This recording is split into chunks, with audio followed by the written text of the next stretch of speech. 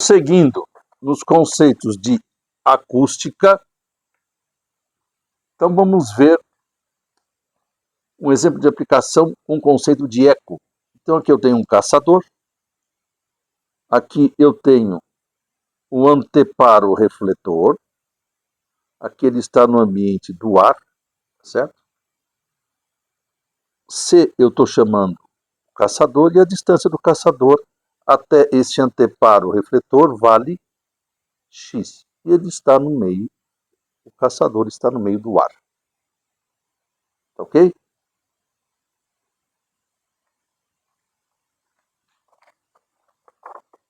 Então, o caçador C, ele ouve o quê? O eco do tiro após 6 segundos.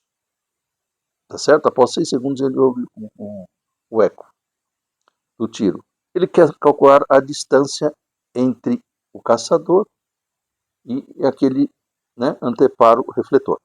Tá certo? Dados, a velocidade do som do ar, nós já vimos em tabela que vale 340 metros por segundo. Então o som ele vai se movimentar com movimento uniforme de ida e volta, tá certo? A ida até o anteparo refletor e a volta até o caçador. Então o som vai ter o que? O movimento uniforme de ida e volta. Qual a fórmula do movimento uniforme que nós aprendemos na cinemática? Velocidade é ΔS sobre ΔT, certo? ΔS é velocidade vezes tempo. Por que 2x? Porque o som vai ter um movimento de ida e volta até chegar aos ouvidos do caçador. Vai até o anteparo refletor, depois retorna até o ouvido do caçador. Por isso que a distância que eu estou considerando é o 2x. Tá certo? 2x igual a 340 vezes quanto? 6 segundos que foi dado, tá certo? Daqui eu tiro que a distância x vale 1020 metros. Tá ok?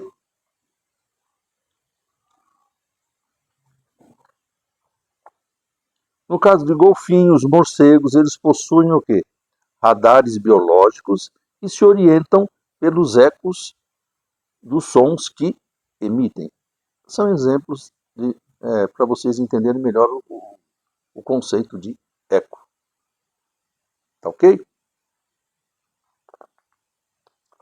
Vamos começar agora com os conceitos de efeito Doppler. Então eu tenho aqui. Primeiro eu vou fazer uma convenção de sinais. E tudo que tiver de acordo com esse sentido é positivo. Tudo que tiver em sentido contrário é negativo. Ok? Então eu tenho aqui um observador, cuja frequência dele eu vou chamar F', e eu tenho uma fonte parada, cuja frequência eu vou chamar de F. Então, O é um observador, F é uma fonte sonora. Quando o observador se aproximar dessa fonte que está parada, a sua frequência se torna maior que a frequência da fonte sonora, quando ele se aproximar. Ok?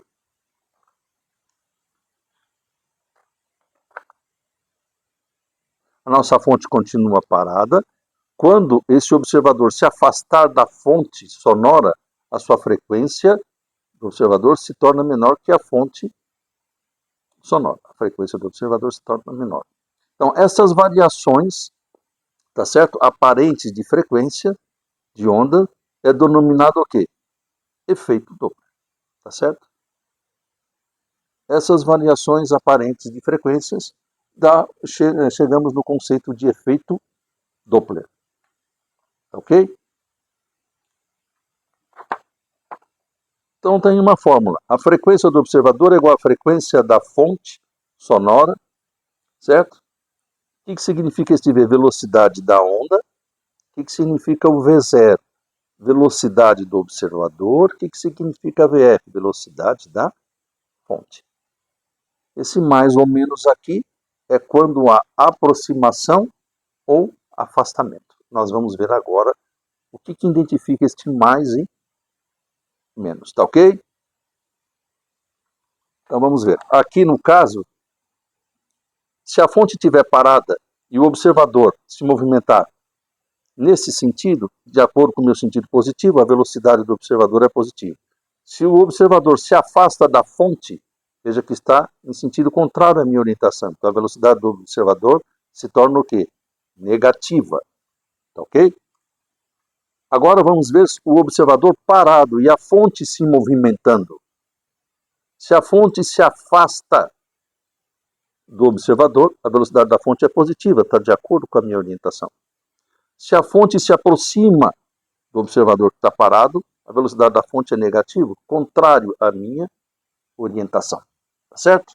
Na próxima aula, nós vamos ver exemplos de aplicações de efeito Doppler. Tá ok? Obrigado pela atenção, até o próximo encontro.